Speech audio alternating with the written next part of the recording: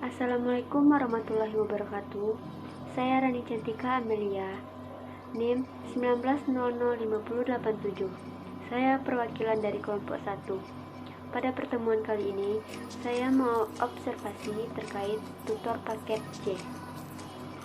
Sebelum saya menjelaskan lebih lanjut, perlu diketahui terlebih dahulu apa itu tutor paket C. Tutor paket C merupakan salah satu tenaga pendidik pada jalur pendidikan nonformal yang bersedia untuk membantu proses pembelajaran sesuai dengan kompetensi yang dimiliki pada program tertentu. Nah, program paket C sendiri merupakan program pendidikan menengah pada jalur pendidikan nonformal yang dapat diikuti oleh peserta didik yang ingin menyelesaikan pendidikan setara dengan SMA. Program ini sebagai bagian dari pendidikan nonformal yang ditujukan bagi peserta didik yang berasal dari masyarakat yang kurang beruntung, tidak pernah sekolah, dan putus lanjut, serta masyarakat yang memiliki usia produktif yang ingin memerlukan layanan khusus dalam memenuhi kebutuhan hidupnya sebagai dampak dari perubahan peningkatan taraf hidup, ilmu pengetahuan, dan teknologi. Dalam hal ini, saya melakukan observasi di Sanggar Kegiatan Belajar yang berada di Muara Bungo, Jambi. Namun, saya lebih fokus pada penempatan tutor paket C yang berada di salah satu desa di Kabupaten Bungo, yaitu Desa Candi. Di Desa Candi, yang merupakan lokasi yang dipilih atau dikira tepat untuk melakukan program paket C. Program paket C ini dilaksanakan di suatu sekolahan yang berada di desa tersebut dengan waktu dan tenaga pendidik yang telah ditentukan oleh lembaga. Jadi, di Desa Candi ini, tutor paket C tidak memiliki kantor khusus. Mereka hanya menyewa suatu tempat yang dikira cocok dipakai untuk kegiatan pembelajaran paket C.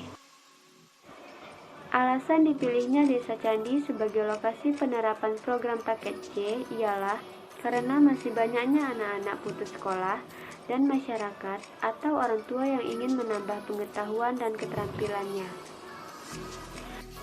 Namun, warga belajar yang dominan mengikuti program ini ialah anak-anak putus sekolah. Nah, sebenarnya Sanggar Kegiatan Belajar di Kabupaten Bungo ini sedang kekurangan tenaga pendidik, khususnya pada program paket C. Oleh karena itu, lembaga memutuskan untuk mengambil tenaga pendidik pada instansi pendidikan formal untuk membantu menjadi tenaga pendidik pada program paket C ini, lebih tepatnya sebagai tutor bantu. Nah, jadi sumber daya manusia yang dilibatkan sebagai pendidik paket C ini tidak hanya dari pendidikan non-formal saja, melainkan juga bisa dari pendidikan formal dikarenakan sumber daya manusianya yang terbatas. Meskipun begitu, sebagai pendidik harus selalu profesional dalam menjalankan tugasnya meskipun diletakkan di posisi manapun. Dalam penyelenggaraannya, program ini awalnya diselenggarakan secara tatap muka. Namun, dikarenakan situasi pandemi seperti saat ini, program tetap dilaksanakan, tetapi dilaksanakan secara daring. Tutor pendidikan paket C di Sanggar Kegiatan Belajar Kabupaten Bungo berusaha memberikan pelayanan pendidikan kesetaraan sesuai dengan tugas pokoknya sebagai seorang pendidik. Tutor menyampaikan materi terkait dengan mata pelajaran yang akan diujikan ketika pelaksanaan ujian nasional pendidikan kesetaraan atau disingkat dengan UNPK. Adapun kendala yang dialami oleh seorang tutor dalam kegiatan belajar yaitu seperti kehadiran warga belajar yang tidak stabil. Lalu, jumlah tutor paket C yang masih terbatas, keaktifan warga belajar yang kurang, dan masih terdapat tutor yang mengampu 2 mata pelajaran sekaligus di luar kualifikasi pendidikannya, sehingga pengajarannya kurang efektif. Adapun mekanisme atau tahapan kerja dari seorang tutor paket C terdiri dari beberapa tahapan. Yang pertama, Tahap mengidentifikasi kebutuhan belajar. Identifikasi kebutuhan belajar ini merupakan cara untuk mengetahui perbedaan antara kondisi yang seharusnya dialami oleh warga belajar dengan kondisi yang sebenarnya terjadi. Tahapan yang kedua, menyusun rencana pembelajaran. Perencanaan proses pembelajaran meliputi silabus dan sekurang-kurangnya memuat tujuan pembelajaran, materi pembelajaran, metode pembelajaran, sumber belajar, dan penilaian hasil belajar. Tahapan yang ketiga, melakukan proses pembelajaran. Dalam proses pembelajaran, tentunya berdasarkan persyaratan yang sesuai dengan silabus dan RPP.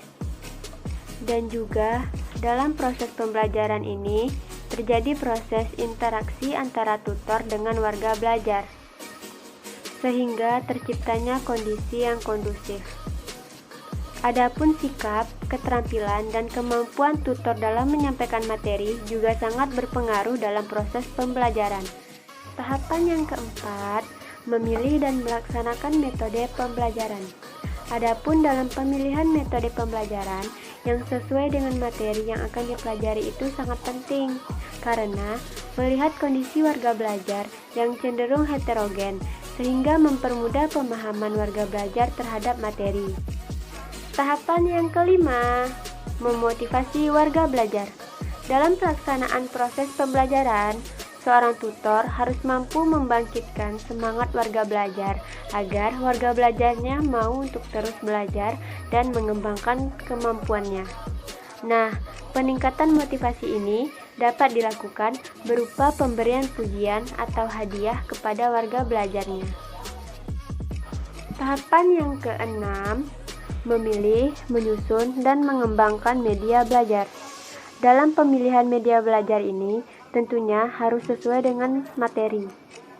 Nah, diperlukan pemanfaatan sumber belajar lainnya seperti modul, alat elektronik, alam sekitar, dan pengalaman dalam kehidupan, sehingga dapat mempermudah warga belajar dalam memahami materi yang diajarkan.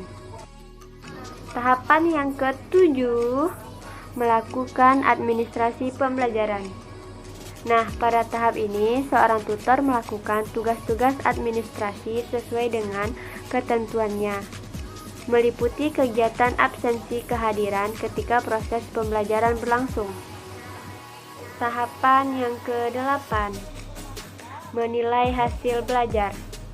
Nah, dalam penilaian hasil belajar, tutor melakukan penilaian hasil belajar ini secara berkesinambungan untuk memantau proses, kemajuan, dan perbaikan hasil belajar peserta didik dalam bentuk ujian-ujian tertentu. Itulah hasil observasi dari kelompok 1.